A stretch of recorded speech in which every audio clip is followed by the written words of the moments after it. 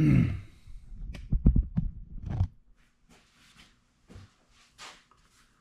right, I'm gonna do a quick video on fixing a loose axe head. It's a really common question. I'll sell axes to people, and 5-6 months later they're hitting me up saying their axe head is loose, and either they want to send it back to me or they want to know how to fix it. And so I just figured I would do a video on how to fix it. That way I can just refer this video to them instead of them spending money on shipping and all that stuff and waiting and all that. So it's actually a pretty simple process.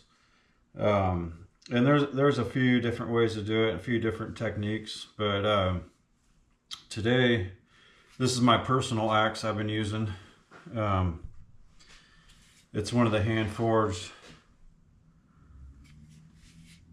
5-pounders, forged by Honecker with my stamp on it. Before we get into that, the next batch of these will be here. They're in the mail right now, so the next few days, and I'm going to post this video right away. So in the next few days, I'm going to have the 5-pound Nationals. We changed the design a little bit. Couple guys were complaining about the pole beating up wedges really bad, so we made some minor changes. We'll see what it looks like when they get here, but it should be easier on wedges. And I got 3.5s, 4s, and 5s of the Nationals coming, and then I got some 5-pound Tasmanians. So I guess you could go ahead and hit me up on this video, and I can start making a list. Otherwise, just stay tuned for either a post or a video on the hand forged axe sale. Another thing is I just got these Buck and Billy Ray handles, and there's a few different styles in there, and I might do a hafting video and maybe some kind of a review on these handles. It's got, curved and straight. So I'll go into detail on those on a different video, but yeah, we're gonna fix this loose axe. It was really hot yesterday and it was really loose, and now it's just barely loose, but let's see if I can. You can see where the heads came up a little bit, probably 1/8 of an inch. So it's loose this way and it's loose this way. So yeah, there's basically, and I've already fixed this one once, and I put wooden barrel wedges in there, and it worked for a while. This time I'm going to do metal wedge, I think, and there's a few different kinds. There's these flat metal wedges, and then these are barrel wedges also, but they're metal, and I'm going to use this big one. There's different sizes. I might use both these actually. I'll show you what the wooden ones look like if I got any left.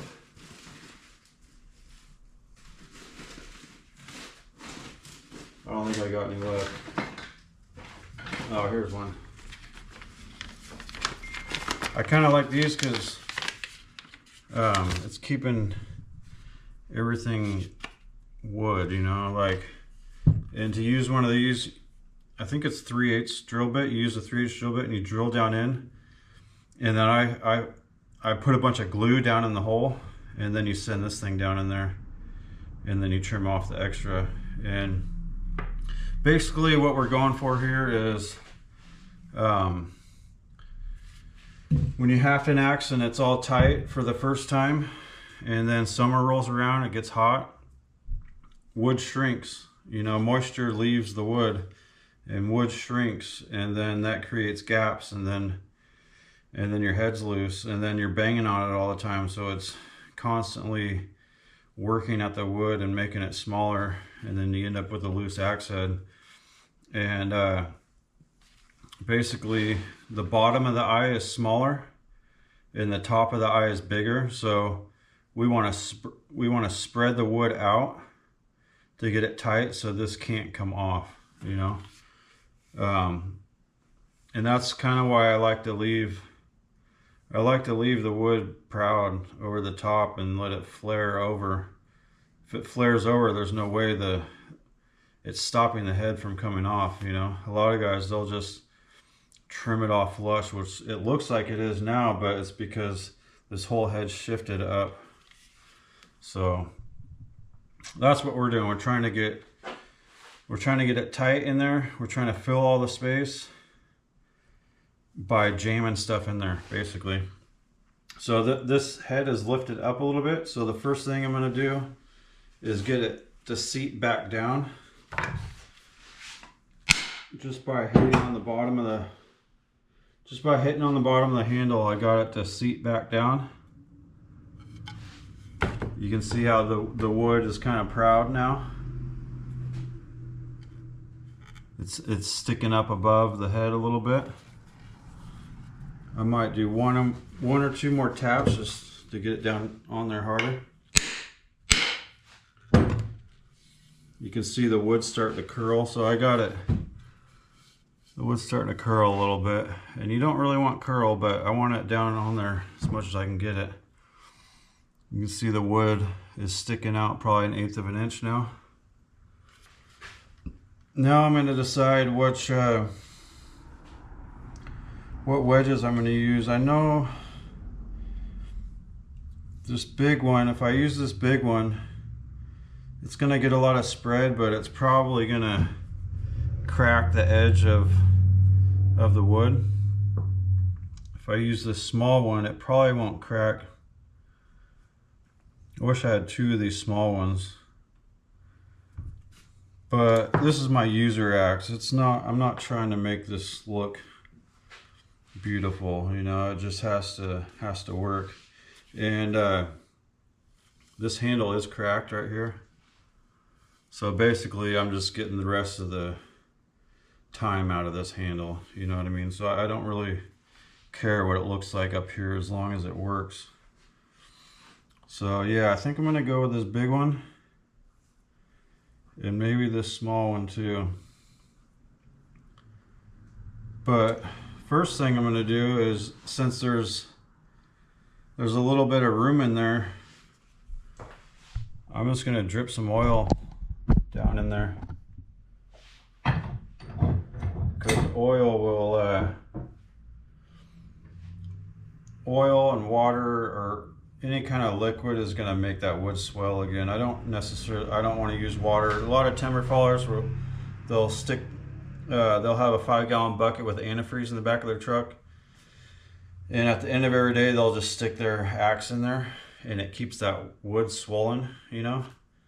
But they have to do it every day, you know. Like I'm trying to get it tight again and not have to be sticking it in water every day, you know what I mean? So there's some gaps in there now. Wherever there's gaps, I'm just going to try to get some oil down in there. That's going to help the wood swell a little bit.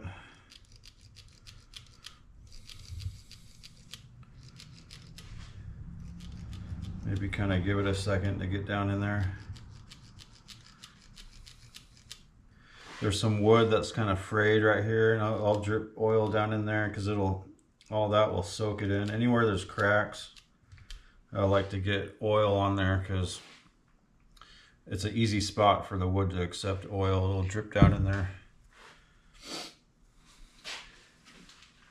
And then, still not positive what I'm doing here. I'll probably do this big one. And I'll probably do this small one right there. These big ones definitely won't work on every axe, because the eyes on these heads are really fat. So this one kind of works. Normally, you're going to be using probably one of these one of these ones, and you kind of just put it in the middle at an angle and jam it in there, and that creates enough spread. Okay, we got that oil soaking in there. Just gonna wipe off the extra.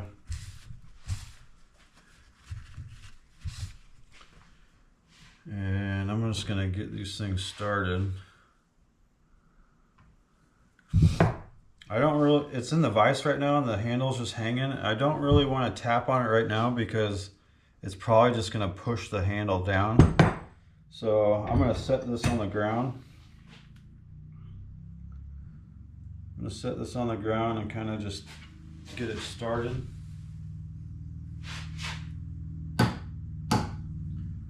It's not the easiest thing in the world. Just kind of bouncing around right now.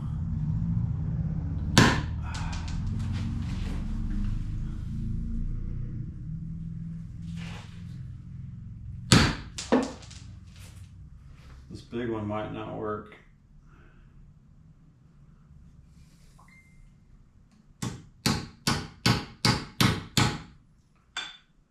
Okay, so that's not working. My next option is flip it upside down and get this on the ground.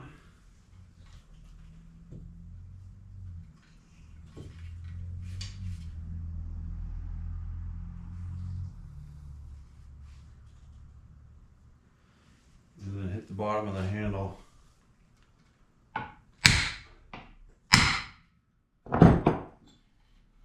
That worked.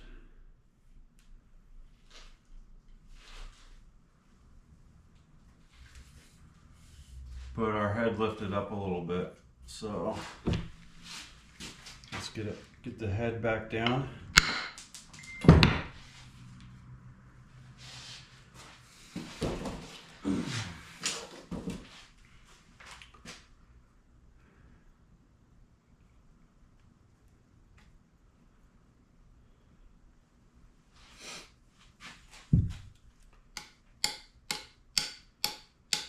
These barrel wedges, they're kind of hard to get started in there. The flat ones are a lot easier.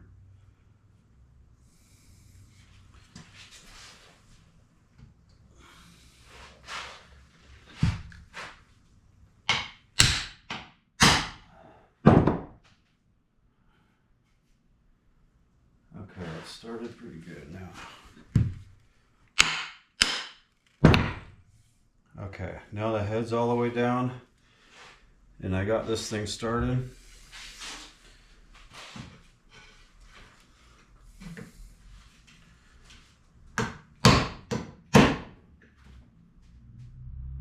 Every couple taps you want to keep checking it to make sure your head's not moving. And it's not moving. It's probably got enough spread now where the wood's not allowing it to move. Yeah, we're good now.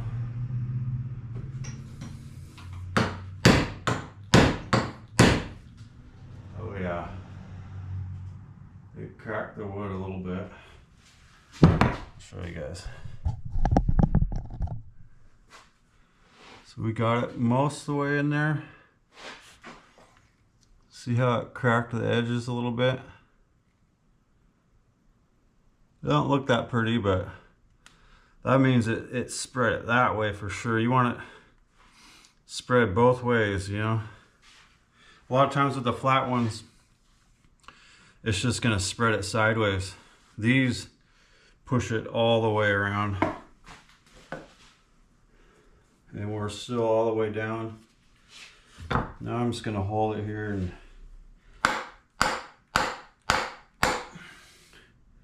yeah, the head ain't moving at all. Once this bottoms out, you want to stop because then you're just pounding on the top of the handle and you're just driving it down. So the second it's flush, I'm going to stop.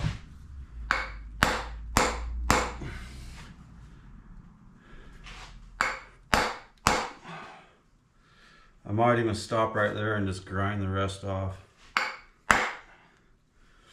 Yeah, I'm gonna stop right there. I'm gonna get this little one in there.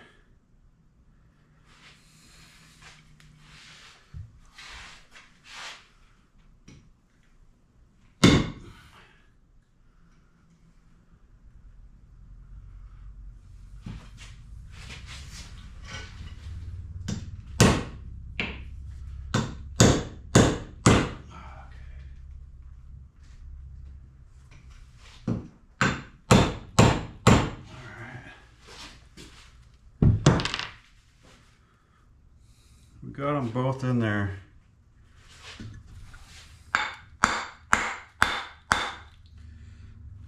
That's about as much as I'm going to go with it. I'm going to take the, I'll show you here.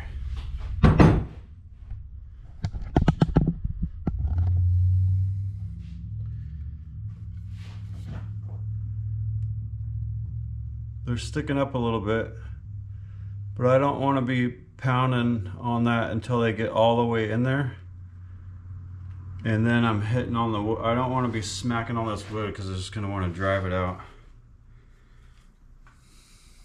So I'm going to grind the rest of the metal down.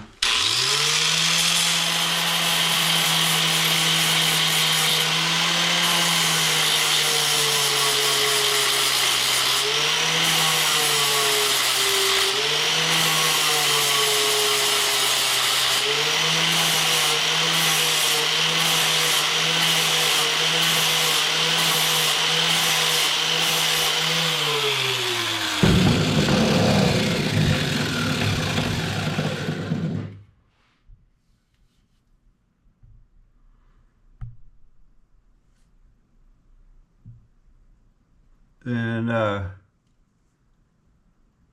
gonna put a bunch of oil down in those cracks that it made. Anywhere I can get oil in, I'm gonna kind of just flood the whole top of this thing. Let it soak up.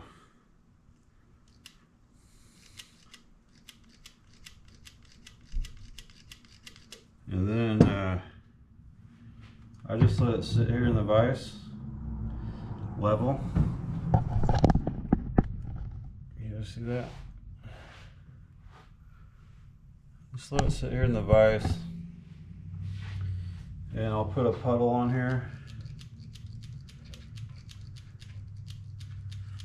And I'll go in the house and do something and come back, and it's usually all soaked in.